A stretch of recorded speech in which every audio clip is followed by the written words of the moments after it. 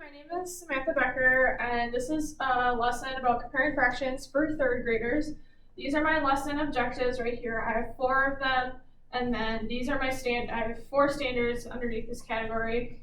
So when we move into comparing standards, I want to start out with some basic fraction vocabulary, which are going to be your denominator and numerator. So what students can do is they can come up to the board, and then they can drag the word to the correct blank. I also included the term equivalent because we're going to be discussing how to compare fractions, and they'll need to know what equivalent means. So as they can drag it there, and then I left part of this covered up to hide the answers so that when students are done filling this in, moving the words, they can just come over here and slide it over and see if they were right. So on to the next slide is identifying the correct fractions with model images. And these numbers over here are infinite cloned.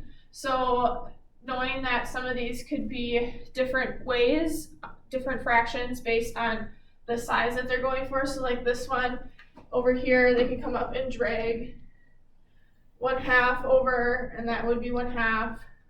They can drag 1/4. They can do that for every single one of these.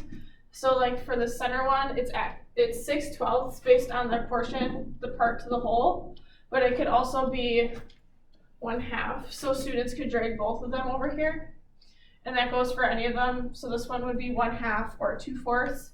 And after they are done with this, I can go through and erase the true answers on here so that they can see what happens or what the correct answer is. And then it also shows them that even though a fraction isn't in the simplest form, it could also be equivalent to the fraction in its simplest form.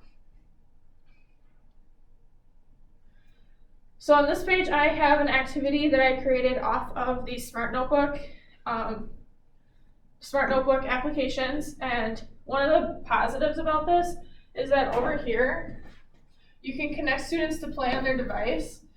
So you can select that if you want students to play on their own. And all you have to do is click on it, and then you can sign in, do whatever you have to do as a teacher, and then it'll give them a code for that, and then you close out of it, and then it'll keep going. This one is to identify largest to smallest fractions with a common and a not common denominator. So like your first one for smallest would be 1/8, and then 2/8. I'll just fill it in here quick. 3, 5, 7, and then we have 8/8, which is 1, and then we have 8/1, which is 8, so that would be the largest. And then at the end, they can check their ranking, and it'll tell them if they're right or not. And then you can reset it too if need be. And then this last slide is really digging deep into equivalence and comparing fractions. And it's an application from GeoGebra. And I have set equal signs, greater than, and less than signs too here. And they can do it with a rectangle model. If they don't want to do the rectangle model, they can click off of it as a student. If they just want to do the circle model, they can click on the circle model. And they can just work with the fraction.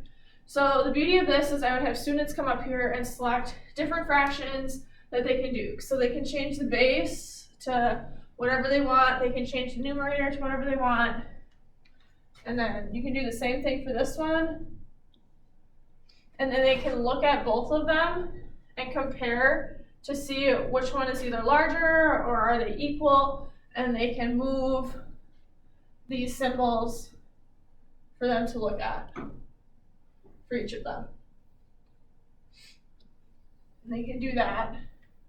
And then we can go as a class and discuss whether or not they are equal, greater than, or equal to, and we can do that right down here by finding common denominators, whatever we need to do to find that. So we can do 5/12, and then 4/9, and then we can find the common denominator between them and see if they are equal or not. Thank you.